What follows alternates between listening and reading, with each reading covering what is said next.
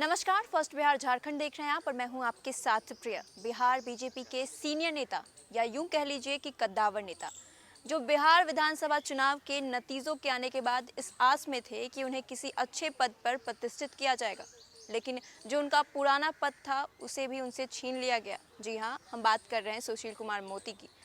एक सुशील कुमार मोदी ही नहीं है, कई ऐसे और अन्य नेता भी हैं जिन्हें मंत्री पद तक नहीं दिया गया। अब लगातार ऐसी खबरें, जब बिहार विधानसभा चुनाव का रिजल्ट आया उसके बाद जब ये सारी चीज़ों की घोषणा हुई, उसके बाद लगातार मीडिया में कई तरह की बातें सामने आई।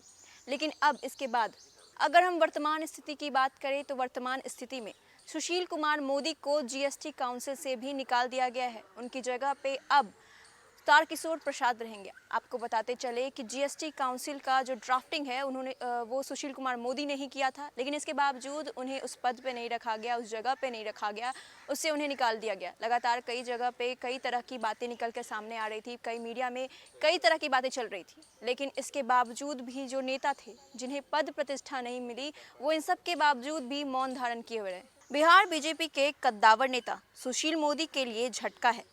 पहले डिप्टी सीएम की कुर्सी से साइड किए गए और अब जीएसटी काउंसिल से पार्टी में पहले से ही किनारे लगा दिए गए हैं।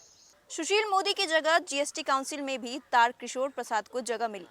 साल 2011 में तत्कालीन प्रधानमंत्री मनमोहन सिंह ने तब बिहार के डिप्टी सीएम रहे सुशील कुमार मोदी को जीएसटी के लिए बनी टीम में पहली बार जगह दी थी। राज्यों की अधिकार प्राप्ति समिति का अध्यक्ष बनाया था। उसके बाद सुशील मोदी की अगुवाई में ही जीएसटी कानून की ड्राफ्टिंग हुई। 2013 में नीतीश कुमार से गठबंधन टूटा तो सुशील मोदी ने भी जीएसटी काउंसिल की एम्पावर्ड कमेटी से इस्तीफा दे दिया।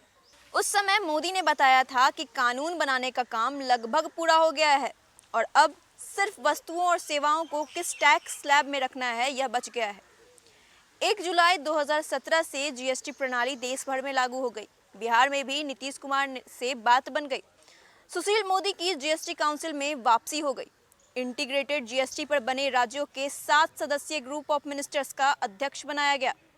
बिहार विधानसभा चुनाव से पहले 5 अक्टूबर 2020 को जीएसटी काउंसिल की 42वीं बैठक हुई थी, जिसमें सुशील मोदी दमखम के साथ मौजूद थे। 43वीं बैठक 28 मई 2021 को हुई, जिसमें सुशील मोदी की जगह तारकिशोर प्रसाद ने ले ली।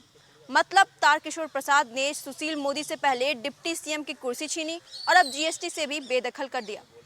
बिहार बीजेपी के सीनियर नेताओं को किनारे लगाया जा रहा है या यूं कहें कि साइडलाइन किया जा रहा है। जो सेकंड लाइन के नेता हैं उनको ज़्यादा तरजीह दी जा रही है। बिहार विधानसभा चुनाव के बाद बीजेपी में यह रणनीतिक बदलाव देखने को मिल रहा है। सबसे पहले डिप्टी सीएम की कुर्सी पद से सुशील कुमार मोदी की विदाई हुई। इसके बाद सीनियर नेताओं की मंत्री पद नहीं दिया गया। इसमें ज़्यादातर मगध रेंज के वैसे नेता हैं जो सालों से पार्टी पर कब्जा बनाए हुए थे। फिलहाल वो पार्टी के फैसले पर कुछ बोलना नहीं चाहते हैं। जो हो रहा है उसे बस देखकर तसल्ली कर रहे हैं। सुशील कुमार मोदी को डिप्टी सीएम से हटाकर राज्यसभा का सांसद बना दिया गया। तब मीडिया में जोर शोर से उछाला गया कि उनको केंद्र में मंत्री का पद दिया जाएगा। हालांकि अब तक कुछ नहीं हुआ। अब सुशील मोदी को उस जीएसटी काउंसिल से हटा दिया गया जिसकी ड्राफ्टिंग उन्होंने की थी।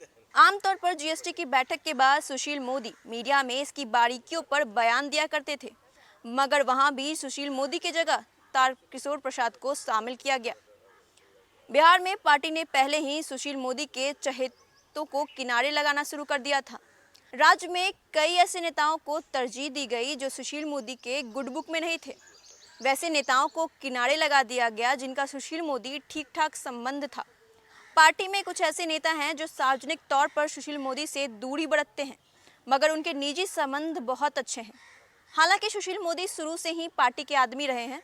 पार्टी का आदेश उनके लिए सिर आंखों पर रहता है।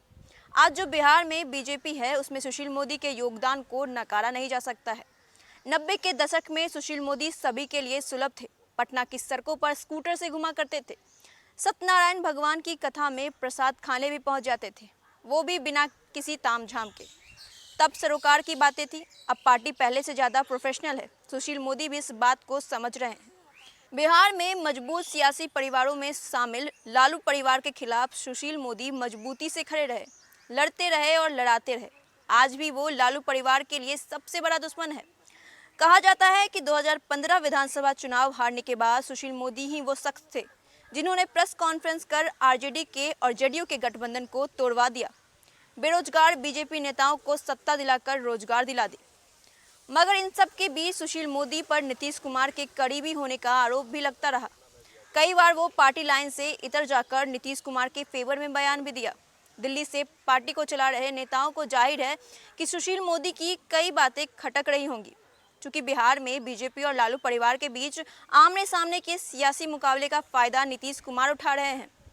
पिछले 15 से 16 सालों से राज्य की सत्ता पर राज कर रहे हैं, जबकि उस हिसाब से ना तो उसके पास कैडर है और ना ही वोट बैंक। मगर बिहार का नंबर गेम ही ऐसा हो गया है कि हर बार फायदा नीतीश कुमार को मिल जाता है। अब बीजेपी लीडरशिप तारकिशोर प्रसाद पर दांव लगा रही है।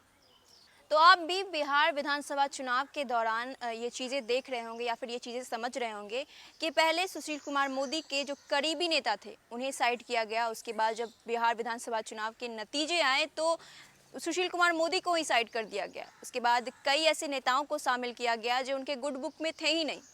तो एक तरह से अब बिहार बीजेपी जो है अब लीडरशिप पुराने नेताओं के हाथ में नहीं बल्कि सेकंड लाइन नेताओं के हाथ में थमा रही है। तो ऐसे ही अपडेट पाने के लिए आप हमारे साथ बने रहिए। अगर आपने अभी तक हमारे चैनल को सब्सक्राइब नहीं किया है तो सब्सक्राइब कर लीजिएगा। साथ ही लाइक शेयर करना ना भूलें। तब तक के लिए धन्यवाद।